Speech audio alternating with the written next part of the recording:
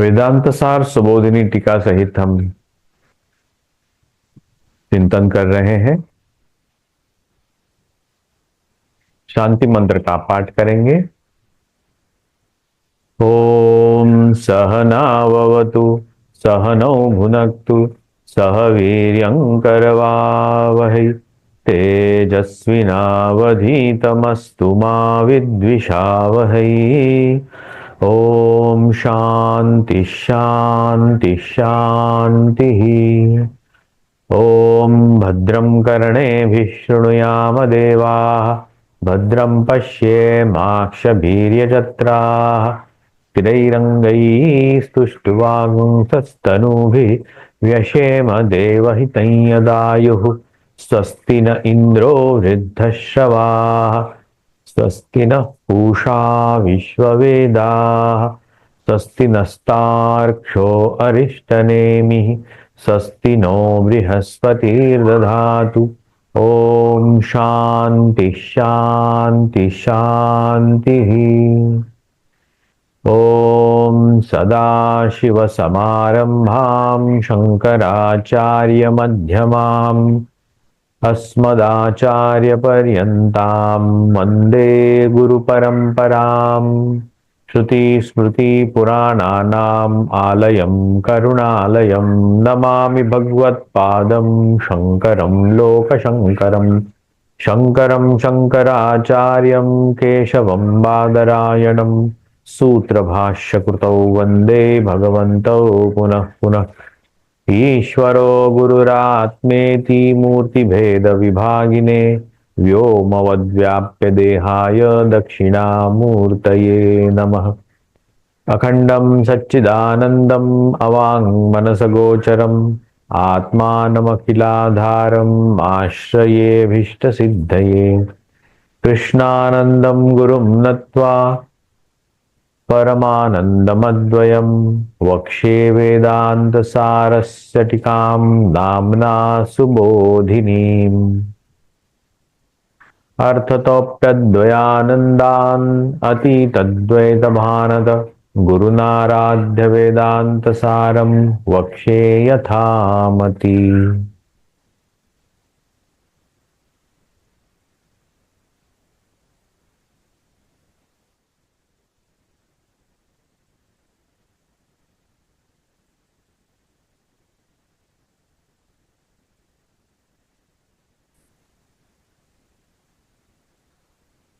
तेईस का अध्याय हमने देखा था। वहां हमने तत्वमसि वाक्य का जो गर्भितार्थ है उसके बारे में चिंतन करे थे। संबंध त्रय जो होता है इन वाक्यों में, ये महावाक्य है। वेदों के सब वाक्य महत्वपूर्ण है, लेकिन उनमें से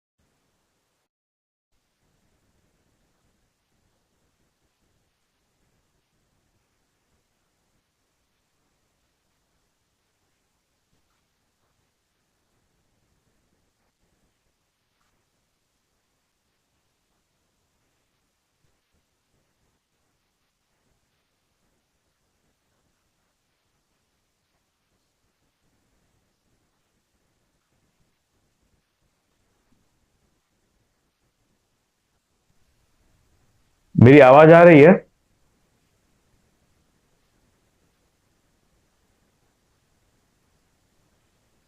मेरी आवाज जी आ रहे हैं समझिए। ओके। इन 23वें अध्याय में हमने तत्वमसि इस वाक्य के बारे में चिंतन किया। इसको महावाक्य इसलिए बोला जा रहा है क्योंकि इससे जीव और ब्रह्म का ऐक्य हमें ज्ञात होता है। चारों वेदों में सब वाक्य जो है महत्वपूर्ण है। कर्म कांड के तथा ज्ञान कांड के दोनों प्रकार के वाक्यों को बहुत महत्वपूर्ण माना गया है। फिर भी उनमें से चयनित ये चार वाक्य हैं जिनसे ब्रह्म और जीव का एकत्व हमें ज्ञात होता है। लेकिन इस वाक्य से कैसे ज्ञात होगा? वाक्य से ज्ञात होगा तो चीज ऑब्जेक्ट बन जाएगी और उसको ग्राह्य स्वरूप में आ जाएगी। ये तो जिस चीज की हम खोज रहे हैं वो तो ग्राह्य वस्तु नहीं है। वो किसी से मतलब हमारे जो इंद्रियों से ग्राह्य नहीं है। वो पिछले कुछ श्लोकों में हमने देखा। तो इसको इन वाक्यों से कैसे समझा जाए? तो इनके संबंध, तीन प्रकार के संबंध इस वाक्य में लगाए जाते हैं। वाक्य को तोड़ा जाता है और तोड़ने से जो भी उनके पद आते हैं उन पदों को एक दूसरे के साथ उनका संबंध क्या है उसका विवरण करते हैं। संबंध त्रय, ये उससे ज्ञात क्या होगा? संबंध त्रयेण अखंडार्थ बोधकम भवति। ये तीन चारों वाक्य अखंडार्थक बोधक होती हैं। अखंड हमारे सामने बोध रूप से प्रकट होता है, वस्तु रूप से नहीं। हालांकि उसको वेदांत में उसको वस्तु कहा है। हमारी जो हम जिसको वस्तु कहते हैं वो मटेरियल वस्तु। वेदांत जिसको वस्तु कहता है वो है अखंड। एकमात्र अखंड ही वस्तु है और बाकी सब अवस्तु।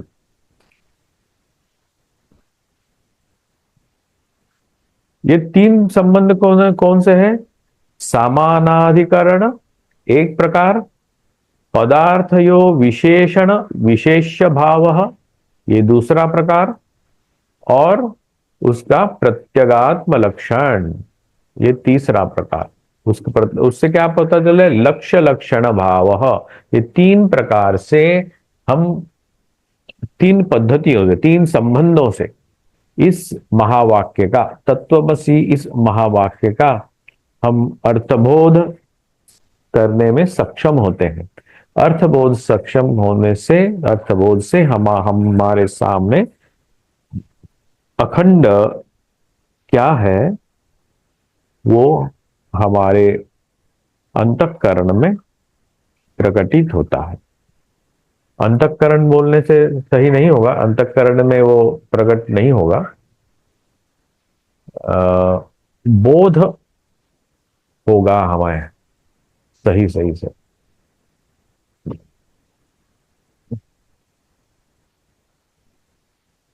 तो यहाँ और कुछ तीन महत्वपूर्ण चीजें हमने देखनी है जो हमें वेदांत में आगे चलकर काम आएगी। वो है लक्ष्यार्थ, वाच्यार्थ। किसी भी वाक्य का एक वाच्यार्थ, हमने हमने कुछ बोला और वो चीज वहां है ऐसे पता चला, वो हुआ उसका वाच्यार्थ। उससे हम अर्थबोध, मतलब ये वस्तु का बोध होता है। एक होता है लक्ष्यार्थ, हम कहते हैं एक है लेकिन वो लक्षित किसी और के बारे में होता है। वो सामने नहीं रहती, कहीं और रहती है, हमें उसको लक्षित करते हैं। तो इसके लिए कुछ उदाहरण भी हमारे सामने प्रस्तुत करे हैं। क्या इनको हम दोहराएंगे या आगे चलेंगे? एक बार थोड़ा दोहरा दीजिए सौरभ जी। ओके।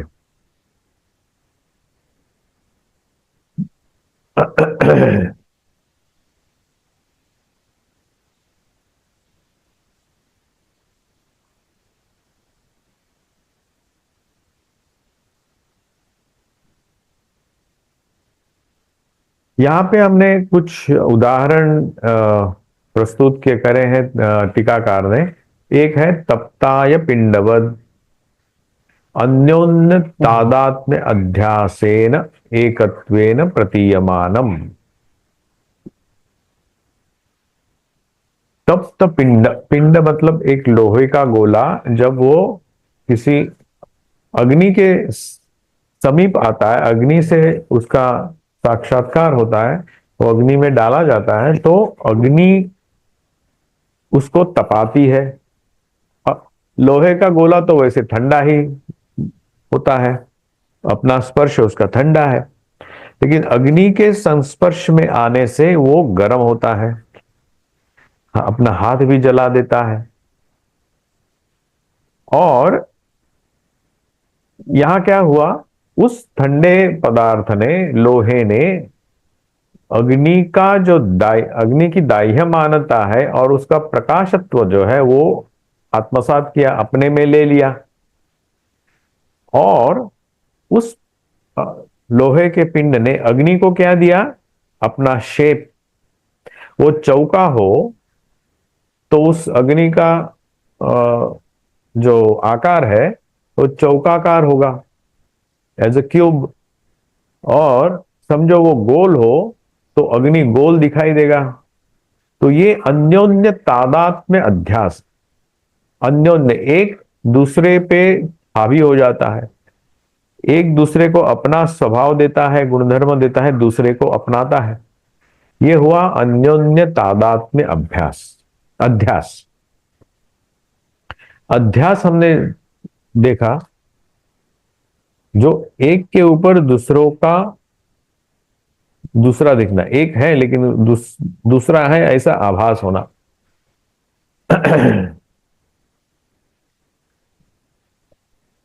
इसी तरह ये जो तत्त्वम असि, ये जो तीन पद हैं उसको भी हम उसी तरह से समझेंगे। सत तत् पदवाच्यार्थो भवति, इसमें जो सत है तब ये ही उसका वाच्यार्थ है। तत्पद लक्ष्यार्थम आह एतदिति, ओ उससे लक्ष्यार्थ क्या है, तत् है। मैंने समझो तप्ताय पिंडवत, इस शब्द को भी, इस वाक्य को भी देखा, तप्त पिंड के जैसा। तप पिंड जो होता है लोहा, तो वो तब तक कभी नहीं होगा खुद से, उसको अग्नि का ही सानिध्य चाहिए। तो तत् पद वाच्यार्थ क्या है, तत् इसमें उस तरह से ही। और तत्पद है हुआ लक्ष्यार्थ। लक्ष्य क्या है, तप्ताय, तप्त में क्या है लक्ष्य, अग्नि। हम्म पिंड क्या है, वाच्यार्थ, वाच्य पद अग्नि, अग्नि है उसमें।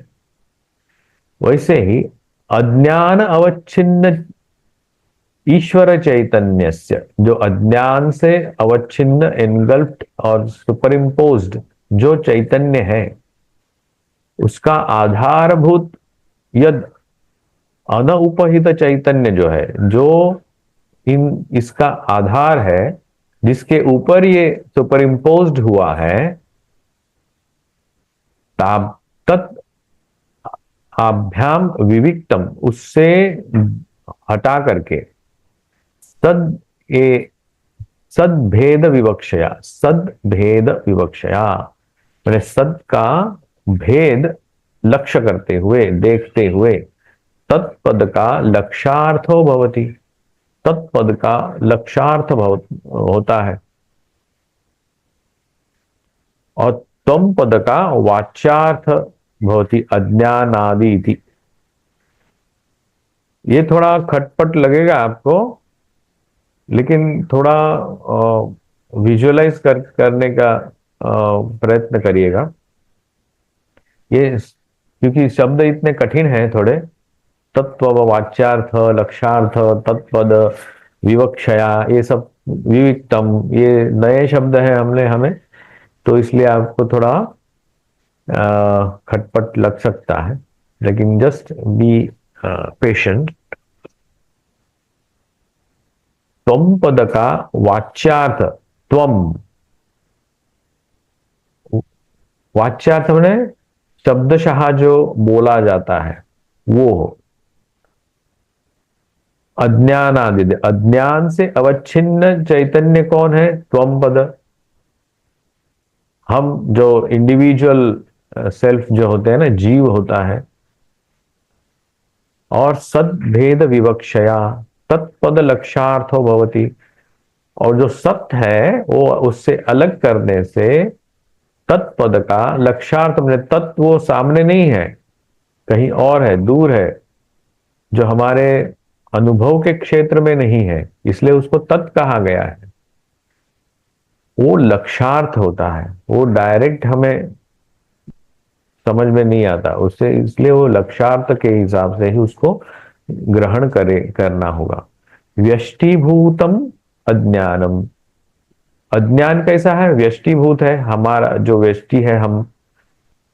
यद अंतःकरणम, उसका जो अंतःकरण है, मतलब उसको जो बुद्धि और मन से आच्छादित है, तद अवच्छिन्न जीव चैतन्य, वो जीव चैतन्य है। तद अनुपहित चैतन्यम, जो, और इस जीव चैतन्य में जो चैतन्य अनुपहित चैतन्य है, अनुपहित है मतलब जो एनगल्फ्ड नहीं है, लिमिटेड नहीं है, सुपर इम्पोज्ड नहीं है। च एतत्त्रयम् तप्ताय पिंडवत् परस्पर तादात्म्य अध्यासेन अभेद विवक्षया त्वम पदवाच्यार्थो भवति इति अर्थः। तो ये तीन पद जो है ना, तत्, त्वम और असि, इस एतत्त्रयम् मतलब तत्, त्वम, असि, जो तप्ताय पिंडवत, जो हमने देखा अग्नि के सानिध्य में आने के कारण जो लोहे का टुकड़ा, उस वाक्य के जैसा ही परस्पर तादात्म्य अध्यास है ना। तादात्म्य अध्यास क्या है? परस्पर, इसमें चैतन्य है, उसमें एनर्जी है, एक्टिविटी है, लेकिन जो अध्यस्त है उसमें कुछ इनर्ट मैटर है। भेद अभेद विवक्षया त्वम पद वाच्यार्थ, अभेद, उसमें समझो अभेद देखा तो त्वम पद का वाच्यार्थ होता है, मतलब चैतन्य में और उसके ऊपर जो सुपर इम्पोज्ड जो कुछ है उसमें समझो एक साथ देखा तो त्वम पद का मतलब हम जो जीव पदार्थ है वो उसका, उसको समझा जाएगा। त्वम पद लक्षार्थ माह एतदिति, और त्वम पद का लक्षार्थ क्या है? एग्जैक्टली त्वम पद किसे कहा जाएगा फिर? अंतःकरण उपहित चैतन्य त्रयस्य आधारभूतम,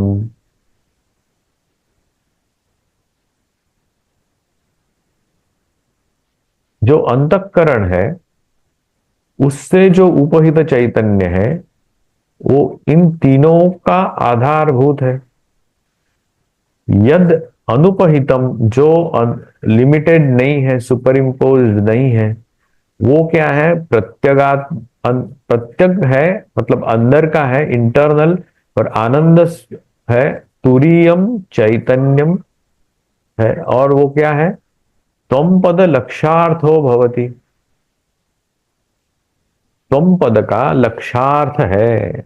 वो डायरेक्ट हमें पता नहीं चलता। त्वम पद जो है वाच्यार्थ, ऑब्जेक्टिवली हम अपने आप को, जीव को पहचान सकते हैं, लेकिन लक्षार्थ जो है उसमें जो लिमिटेड नहीं है, इनगल्फ नहीं है, सुपर इम्पोज्ड नहीं है हमारे में, वो क्या है? वो इंटरनल है, प्रत्यगात, प्रत्यक है, आनंद स्वरूप है, तुरीय मतलब तीनों अवस्थाओं के परे है। तीन कौन सी अवस्था है? जागृत, स्वप्न, सुषुप्ति। और तीन अवस्थाओं के से जुड़े हुए जो पंचकोश है, अन्नमय, प्राणमय, मनोमय, विज्ञानमय और आनंदमय, इन कोशों से भी अलग ऐसा वो चतुर्थ, चतुर्थ नहीं बोला जाएगा, इसलिए उसको तुरीय नाम दिया है। नाम देने के लिए नाम दिया है, एक्चुअली उसका कुछ नाम नहीं है। वो ही चैतन्य है, एनर्जी। त्वम पद लक्ष्यार्थो भवति। त्वम पद का लक्ष्यार्थ वही है, हमें वहां वही जाना है। तत् त्वम असि। तत् जो है वो तुम ही हो। तुम मतलब ये शरीर नहीं, इन पांचों कोश, पांच कोशों में से कुछ भी नहीं, तीन अवस्थाओं से भी कुछ भी नहीं, जागृत, स्वप्न, सुषुप्ति भी नहीं। इससे परे जो है वो तुम हो। ये बताने के लिए इस वाक्य का, इस वाक्य से क्या बद होगा अभी? अखंडार्थ बोधकम। अखंडार्थ बोधक होगा। अखंडार्थ बोधक कैसे हुआ? जो तत् है, जो बृहत है, सर्वव्यापी है, अखंड है, सच्चिद आनंद है, वही तुम हो, यही उसका वो उपदेश है। ये इस वाक्य से हमें पता चला। यह है अखंडार्थ बोधक वाक्य, जीव ब्रह्म का ऐक्य दिखाने वाला वाक्य। तो इज इट ओके? आगे चले? जी स्वामी जी। ओके। हाँ।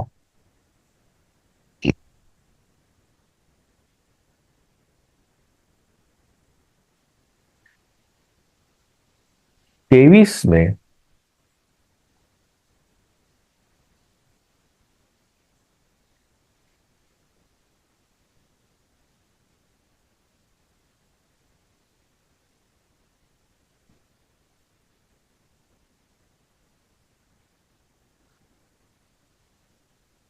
हम लोग 23 के का जो ये था, उसका, उसकी टीका देख रहे थे।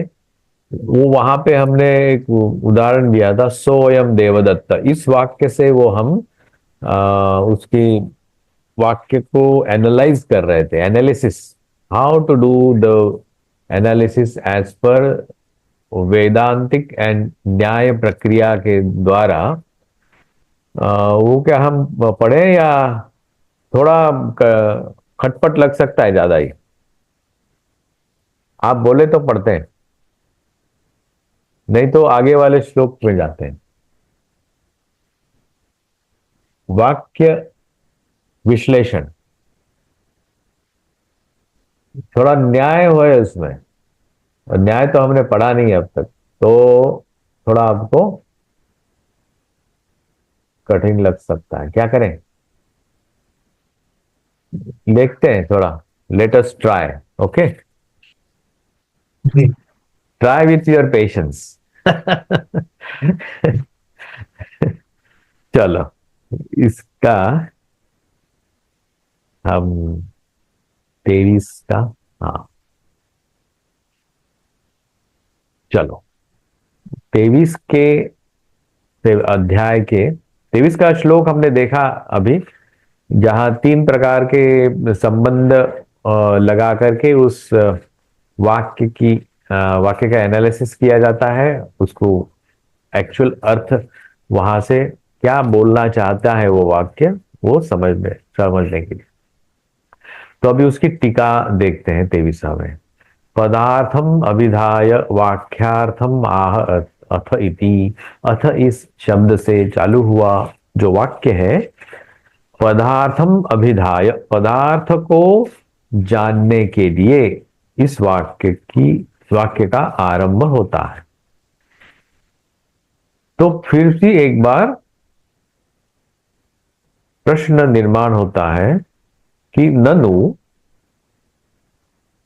शंका निर्माण होती है कि जीव ईश्वरयोः, जीव और ईश्वर इन दोनों का किंचित ज्ञत्व सर्वज्ञत्वादि विशिष्टयोः अत्यंत विलक्षणयोः तत्त्वमस्यादि महावाक्यानि परस्पर विरुद्धार्थ प्रतिपादकानि कथम अखंड एकरसम ब्रह्म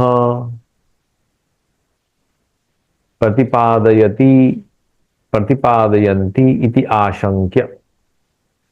ये शंका निर्माण की जाती है कि जो अखंड एक रस ब्रह्म है और जो जीव और ईश्वर, इन दोनों में अज्ञत्व है, जीव में, और ईश्वर में है सर्वज्ञत्व। इन दोनों में विलक्षण, इन दोनों में परस्पर विरोधाभास है। दोनों में दोनों अलग अलग पदार्थ हैं। एक है जीव जो वो लिमिटेड है, उसमें अज्ञान, मलिन अज्ञानता का अंश है, और ईश्वर में पूर्ण, हमने उसमें मलिनता कुछ भी नहीं है। और इस दोनों को एक देखने से अखंड एक रस ब्रह्म कैसे पता चलेगा? ऐसी हमारा जो शंका उत्पन्न कर किया जाता है, हमारे जो क्वेश्चन अब सीखने आया है, वो जो छात्र वो पूछता है, साक्षाद ऐक्य प्रतिपादकत्व अभावेऽपि लक्षणया संबंधत्रयेन अखंडैकार्थम प्रतिपादयन्ति। साक्षात ऐक्य प्रतिपादक नहीं है, मतलब एग्जैक्टली साक्षात मतलब in actually, in fact they are not अखंडार्थ बोधक, मतलब एकत्व दोनों में नहीं होगा, ये श्रुति भी मानती है।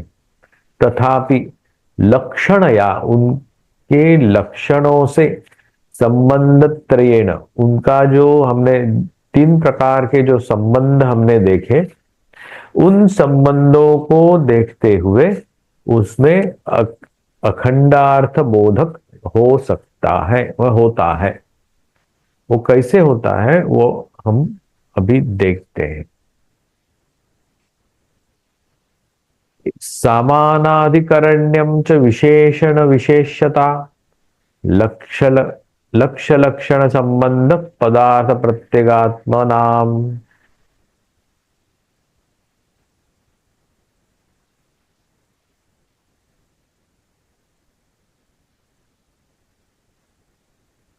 संबंध त्रय स्वरूपम आह संबंधेति।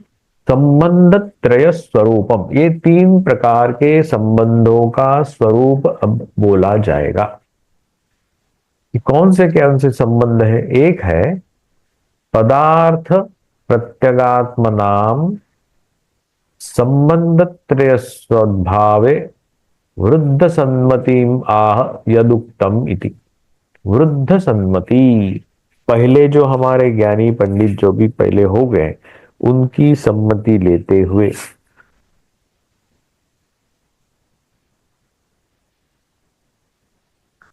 पदार्थ प्रत्यगात्म नाम, जो पदार्थ है, जो वस्तु जो इंटरनल है, उनका संबंध त्रय सद्भाव, संबंध त्रय जो तीन प्रकार के संबंधों के द्वारा पदयोः समानाधिकरण्य उदाहरण निष्ठम कृत्वा प्रदर्शयति समानाधिकरण्येति।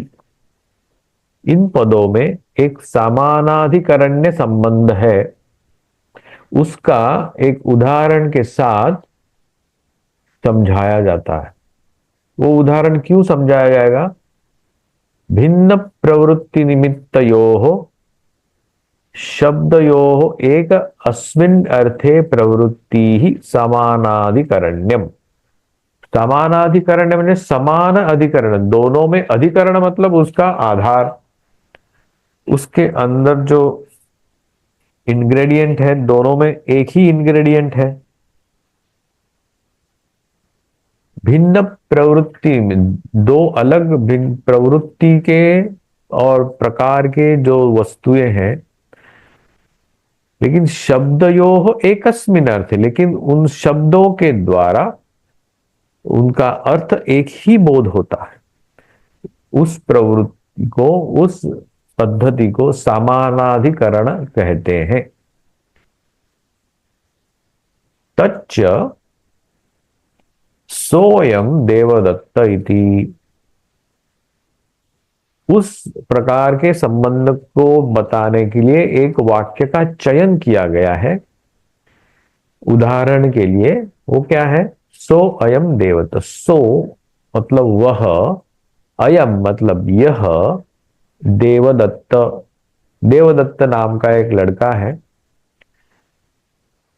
उसे हमने कई साल पहले कहीं दूसरी जगह पे देखा था। अब बहुत साल बाद वो फिर से हमारे सामने आया है, हमें मिलने के लिए। तो इतने साल बीच में गए तो उसमें बहुत सा परिवर्तन भी हुआ होगा, उस शरीर में, उसकी मानसिकता में, या उसके बिहेवियर में। बहुत सारे, मतलब एक व्यक्ति में बहुत सारे पहलू होते हैं। तो सो अयम देवदत्त, तो हम जब किसी और को समझाते हैं कि हम लोगों इस जगह पे गए थे तो वहां हमने उस व्यक्ति को देखा था, अरे हाँ, तो वही ये व्यक्ति है, ये बताने के लिए सो अयम देवदत्त इति वाक्ये स इति तत्पदस्य तत्काल देश वैशिष्ट्यम प्रवृत्ति निमित्तम। ये स शब्द जो है ना, वो तत्पद वाक्य का तत्काल, उस काल का, उस देश का विशिष्टता से बताने वाला पद है।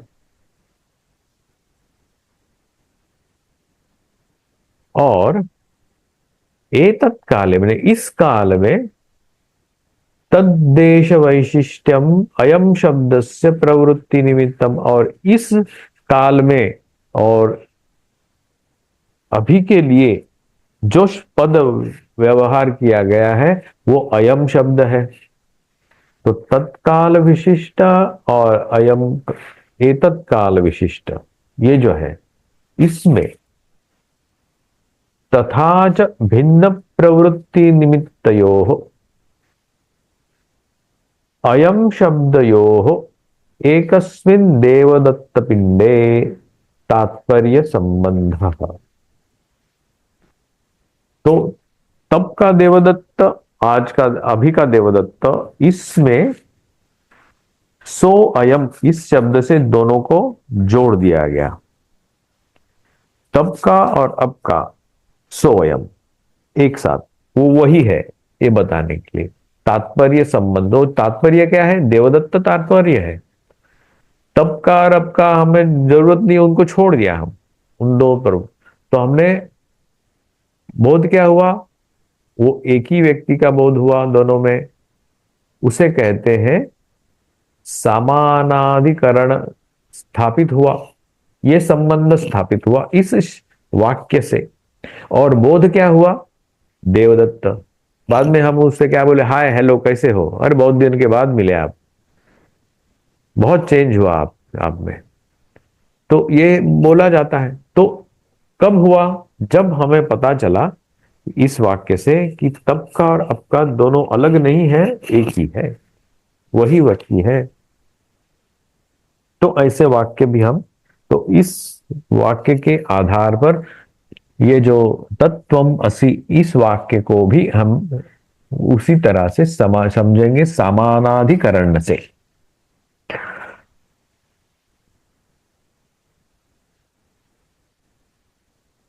उक्तम अर्थम दृष्टांतिके योजयति तथा च इति।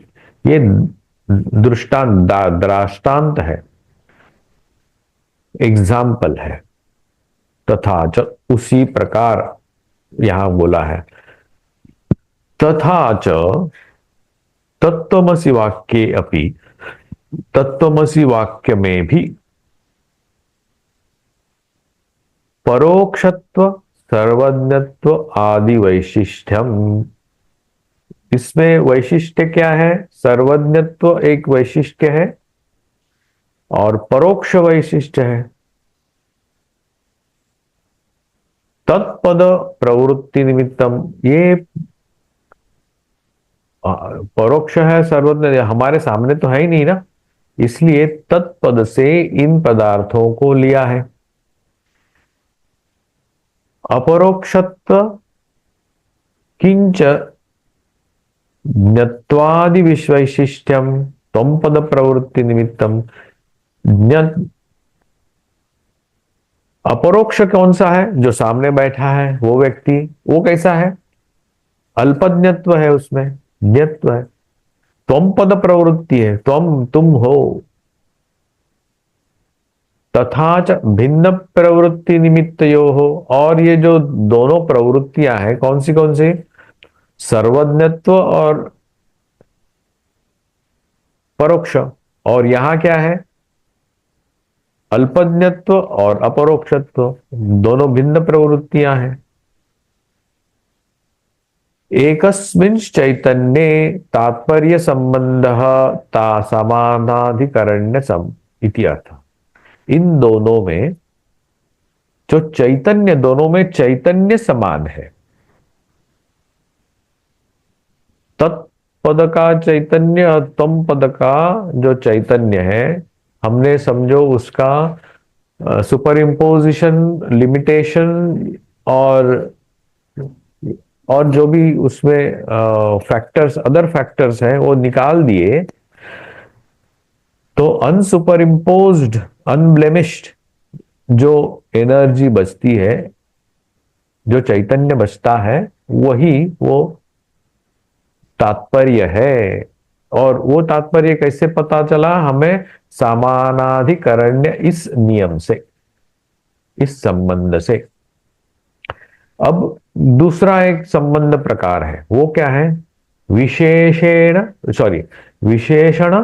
विशेष्य भाव संबंध स्वरूपमाह विशेषेण इति, विशेषणेन इति। जो विशेष्य होता है, एक वस्तु होती है, उसका एक विशेषण होता है। दूध सफेद होता है, दूध का विशेषण क्या है? सफेद होना। मेरे सामने अभी एक बोतल में फिनाइल रखा है, वो भी सफेद ही है। क्या कोई उसे, और इस पे वो लेबल लगाया है, इसलिए मुझे पता चला। नहीं तो समझो किसी को दूध समझ के कोई पिया तो ऑफ कोर्स वो पी नहीं पाएगा, क्योंकि उसका तो दुर्गंध है और जो है वो पी नहीं पाएगा। दोनों सफेद दिखते हैं, एक दूध और फिनाइल। विशेष दोनों अलग अलग है, उनके और कुछ गुणधर्म है, इससे दोनों अलग। सिर्फ सफेद बोलने से दूध और फिनाइल एक ही दिखेगा। विशेषण विशेष्य भाव संबंध, दूध का जो स्वभाव है, दूध का जो गुणधर्म है, वो दूध में ही रहेगा, वो उसका विशेषण होगा। फिनाइल का, फिनाइल के साथ जो विशेषण है उस फिनाइल के साथ ही रहेगा। उस केमिकल को जो गुणधर्म है उस केमिकल में ही रहेगा। दोनों में कुछ समानता रहेगी, जैसे दोनों का रंग सफेद है, लेकिन हमें वो नहीं चाहिए। हमें चाहिए पान करने वाला, जिससे हमारी एनर्जी बढ़े, हमारा पेट भरे। सफेद रंग से हमें हमारा पेट नहीं भरेगा। तो हमें क्या चाहिए दोनों में? विशेषण विशेष्य भाव संबंध, उसमें ढूंढना पड़ेगा कि कौन सा पदार्थ लें जिससे हमारी भूख मिटे, हमारी एनर्जी और ताकत हो और हम मरे नहीं। तो ये हुआ विशेषण विशेषण और विशेष्य भाव संबंध। व्यावर्तकम विशेषणम, व्यावर्तम विशेष्यम, व्यावर्तकम। व्यावर्त में जो जिसका जो वस्तु का जो गुणधर्म वस्तु है, व्यावर्त। व्यावर्तक क्या है? विशेषण। वि आवर्तक, जिससे वो उससे अलग करता है दूध को और फिनाइल को। दो अलग अलग कैसे पता चलेंगे? उनके दूसरे कुछ विशेषण हैं, व्यावर्तक विशेषण है जो दोनों को अलग अलग करेंगे। सफेद से दोनों एक ही पता चलेगा, लेकिन उसके और भी कुछ विशेषण है जिससे दूध से फिनाइल अलग मालूम पड़ेगा। तथा च सो अयम देवदत्त इति वाक्ये,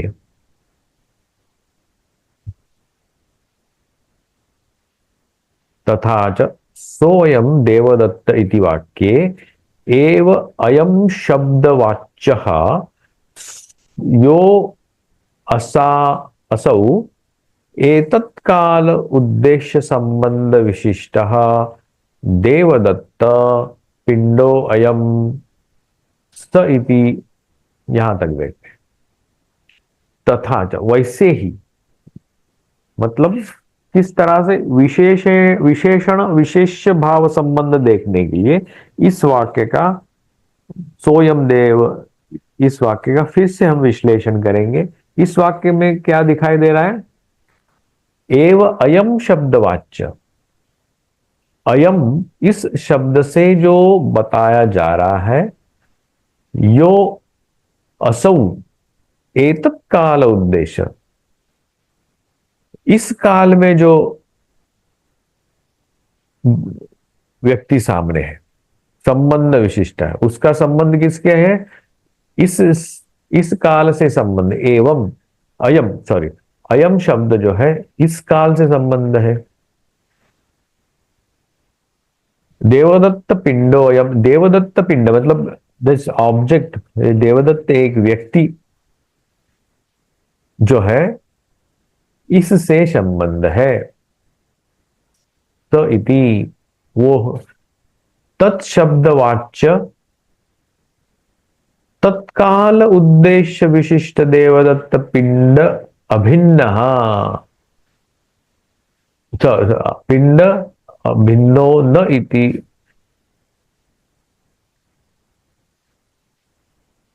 तत्शब्दवाच्य, वो तब मतलब तब का, मतलब वो उस समय का और उस जगह का तत्शब्दवाच्य से बताया जाता है।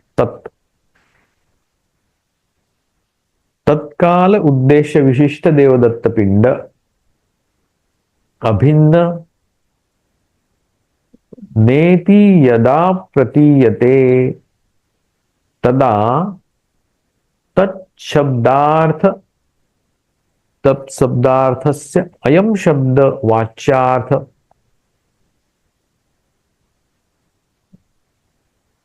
यदा जब ऐसे होता है, यदा प्रतीयते तदा तब क्या करना है?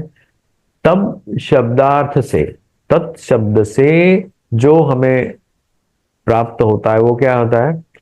अयम शब्द वाच्यार्थ निष्ठ, जो भेद व्यावर्तकतया, भेद से भेद नष्ट करते हुए, दोनों में अलग अलग है ना, एक तत्व तब का है और अब का है। विशेषणत्वम अयम शब्द अर्थस्य, उसका विशेषण क्या है? अयम शब्द है। उसका अर्थ क्या है? व्यावर्त्यत्वात् विशेष्यत्वम, उसका व्यावर्त हो गया, मतलब निकाल दिया वहां से। किस किस को निकाल दिया? तब का और अब का, इन दोनों को निकाल दिया। उस समय का विशेषण और अब का, अब ये विशेषण, उनको निकाल दिया। और विशेष्यकार क्या रहा? देवदत्त रह गया। वो विशेषण को निकाल दिया और विशेष्य ही बच गया। तो तभी उसमें विशेषण और विशेष्य भाव संबंध इस्टैब्लिश हुआ। तथा च, वैसे ही, जैसे हमने इसमें एक किया, स इति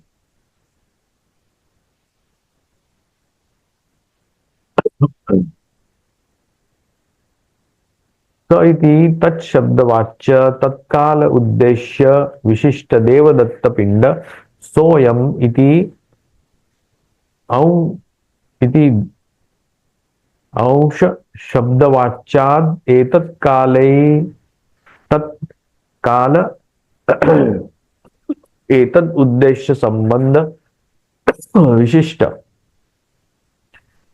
अस्माद् देवदत्त पिंडान न भिद्यते इति यदा प्रतीयते।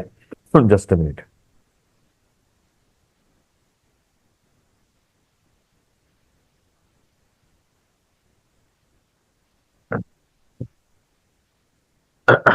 उस उस तरह से ये जो विशेषण विशेष भाव संबंध जो है, यहां तक हम आज देखते हैं। सिर्फ यहां से कल हम आरंभ करेंगे तथाच से। जी जी। समय भी हो गया है और मेरे को थोड़ा गले में सूख गया गला। ओके, कल यहां से चालू ठीक करते है हैं। अभी समय भी हो गया है। ठीक है अ, सर। अब उसका